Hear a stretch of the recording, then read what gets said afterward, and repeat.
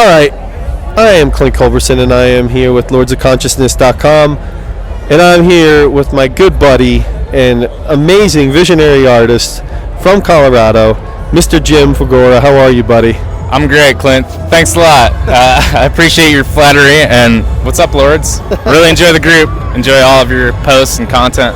Yeah, it's this whole website was really been inspired by an experience that we had on with a private Facebook group, and we started really seeing what community looked like, and we started even just on a virtual level, and it really changed the lives of a lot of people, actually. And so that's why it's really inspired this website to take that, what we experienced in a sense, and show it out to the world, like show the communities out there that are working and that are really effective. Yeah, it's great what you're doing. I mean, uniting the tribes digitally.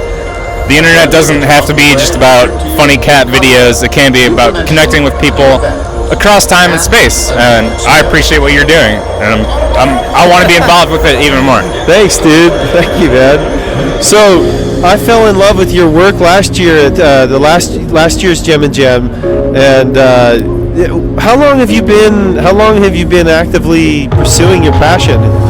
Oh, well, I've been painting since I was in diapers. Went to art school in Illinois. Kind of after that, I had an existential crisis and spent years traveling around the planet, just backpacking with my banjo, deciding who I was and who I wanted to be. As far as live painting goes, it was exactly a year ago that I met you here at Gem and Jam, and a year ago that was my first time live painting. I didn't really know anything about the culture. I didn't know what live painting was, but just kind of threw myself into it. Was lucky enough to get accepted here, and just kind of found a new passion, a new outlet for my art. And since then, I've been all over the country doing this and selling prints. So yeah, it's pretty much only been a year that I've been trying to do it professionally, but I've always been an artist. I've always been a little off in the head. You know what I'm saying? I can vouch for that. Yeah. Oh man, well, your work speaks for itself, man. Tell me about this piece that you're doing. So this is called Weighing the Hearts. It's based off the Egyptian ceremony of the weighing of the hearts. They believe that when you died, you go to the Hall of Osiris, which is this hieroglyph at the bottom. You're judged by Anubis. He decides if what you've done in your life is worthy for you to go into the afterlife. So your heart's put on a scale with a feather. If your heart's lighter than the feather, meaning that you've used every day to do something passionate or to complete your meaning in life, then you get to go in the afterlife. You get to have another life.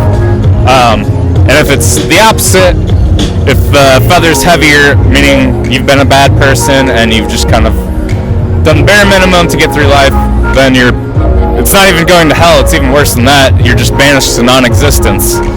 So for me, I really fell in love with this concept after drinking ayahuasca several times, where I basically saw this exact same pattern or idea, where every time I drink ayahuasca, it's like this entity that kind of yells at me, and it tells me, oh, you told this lie last week, or you haven't been working hard enough, or you've been lazy doing this.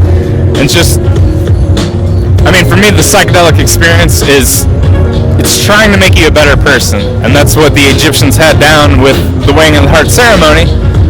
And it was very interesting to me when recently I found out that the Egyptian tree of life is Acacia nilotica.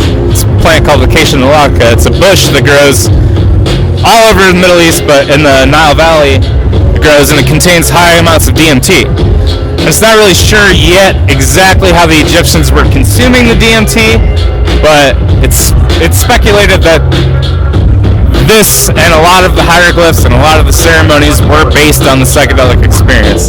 So for me, with this painting, I'm trying to draw comparisons between this culture we have here, this psychedelic culture, and the myths of the past.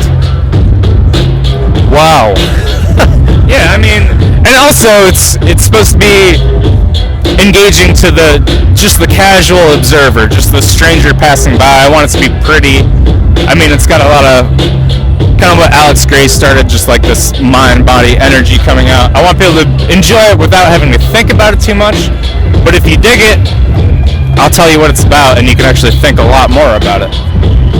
Yeah, it really does make the art come alive when you can hear the artist talk about it, describe where they were coming from, where the inspiration came from. I mean, the images alone, where does the imagery come from for you? You know, Well, so with this piece in particular, I'm a big fan of Nako Medicine for the People.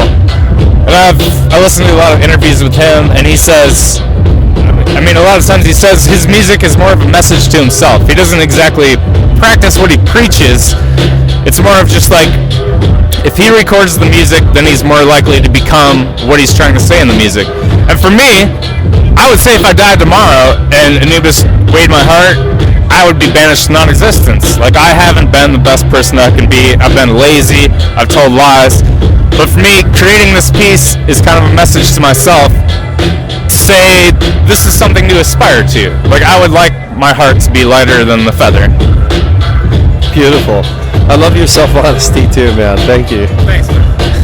Was there a time in your life that you really felt like there was a breaking point from, almost maybe like a rebirth in your life? Maybe it was when you were traveling the world, or, where was the lowest moment that you made your turnaround?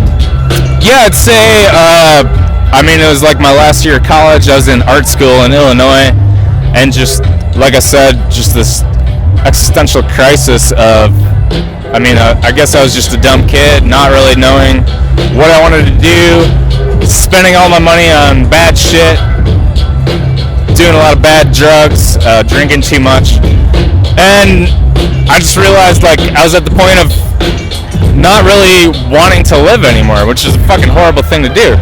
So rather than going down the bad road of suicide or anything like that, I just grabbed my banjo and my backpack, walked to the nearest highway, stuck my thumb out, not knowing what to expect, and ended up just getting rides, realizing how that generally people are very good. Like, if you just pay attention to the media or whatever, newspapers, they want you to think that everyone's against you and everyone's really evil. But actually going out into the world for the first time and conversing with a lot of people, realizing that people are good, and eventually getting dropped off in Colorado, that was a rebirth for me. Finding Colorado and actually finding a place that, for the first time in my life, actually felt like home. So that was really transformative for me, finding Colorado. I'm very proud to be from there now. I actually say I was born there now, because I feel like I was born there at 22 years old. But that, and also experiences with DMT and ayahuasca have just been very eye-opening. Just like I said before, I'm still on the path. I'm still figuring out where I want to go from here, and we're all working on ourselves. I got a lot of work to do, but constantly being reborn is part of being an artist or being a creator like yourself. Just being a chameleon, being reborn all the time. I'm right there with you. What was it about your psychedelic experiences that led to great transformation in your life? I'd say I got into it because I wanted to see the pretty colors. Like, you kind of grow up and you have dare classes or whatever that say, you hallucinate and you see weird things on psychedelics. So that's what initially drew me to it. Just wanted to see something out of the ordinary, which it does offer, but psychedelics are very smart in the way that they'll initially show you these beautiful things that you can never paint, like these mandalas or chrysanthemums, everything Terence-Mckenna talked about. And that's how they say, welcome to this state of mind, like, you're welcome here. And then they punch you in the face. The universe just punches you in the face and says, man, like, you think about times when you were in third grade where you told a lie or something like that. It's just like this huge life review. And I feel like, you should really, in my opinion, you should do some kind of psychedelic once a month to kind of cleanse your eyes of perception, get a blank canvas. I'd personally like to do it more. It's just like this 9 to 5 put gas in your car, pay your bills. It's kind of hard to do it every month. But I mean, for me, that's what it's all about. It's seeing your life objectively. Makes total sense. Yeah, Terence-Mckenna always talked about how psychedelics gave us, they enabled us to triangulate our view. In other words, we have conscious mind, right, as you're awake, and then you have a sleep consciousness, whatever that is. So you have those two distinguishing, viewpoints. The psychedelics give us a third viewpoint, and it helps us actually understand, what the other ones are. It's like it gives us another mirror in the room to really figure out what this is. Yeah, and I feel like with enough work and if you keep going back to psychedelics and you keep doing the things that they're telling you to do, they're going to get easier on you and they're going to show you more and more. The stage I'm at, I mean, I don't know much about other than what they initially show me and what they initially tell me about my life.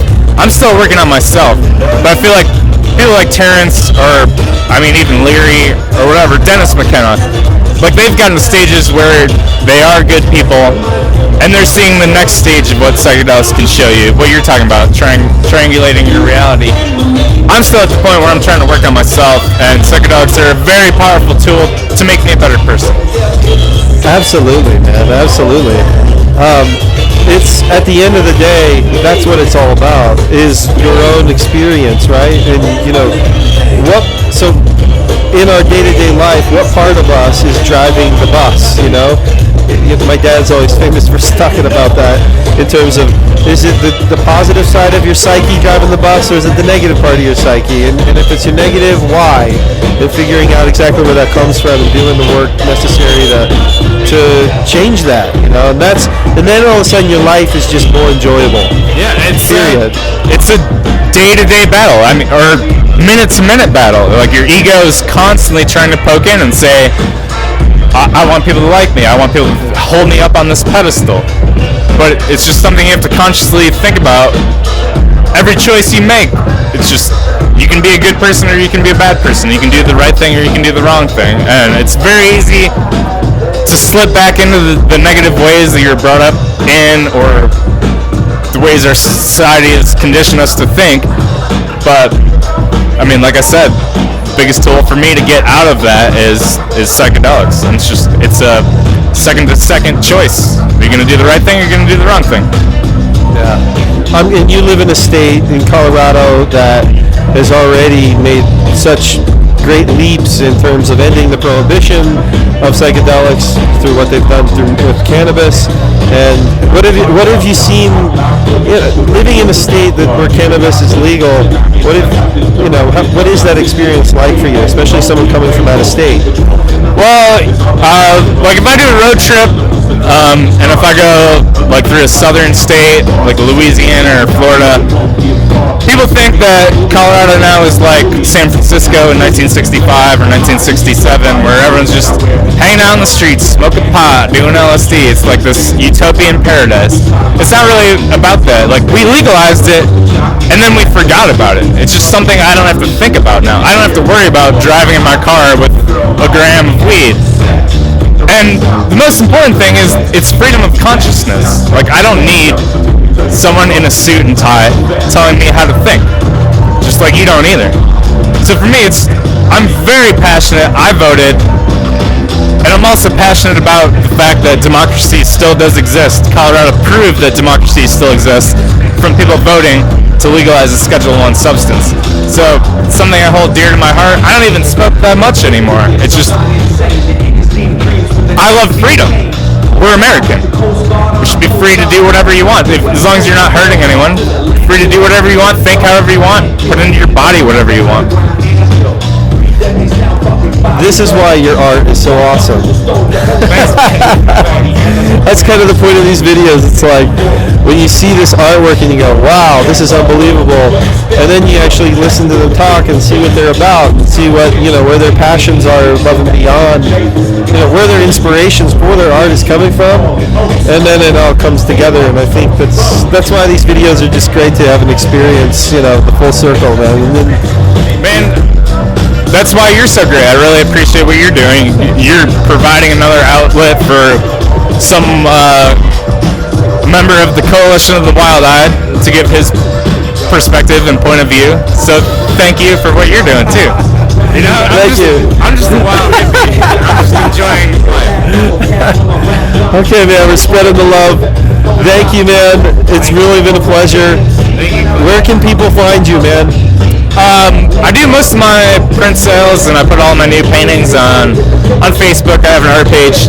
It's Second Sight Art, so you can just go to Facebook and type in Second Sight Art, and from there you can find a link to my Twitter, Instagram, anything else. Second Sight Art on Facebook. Find them, people.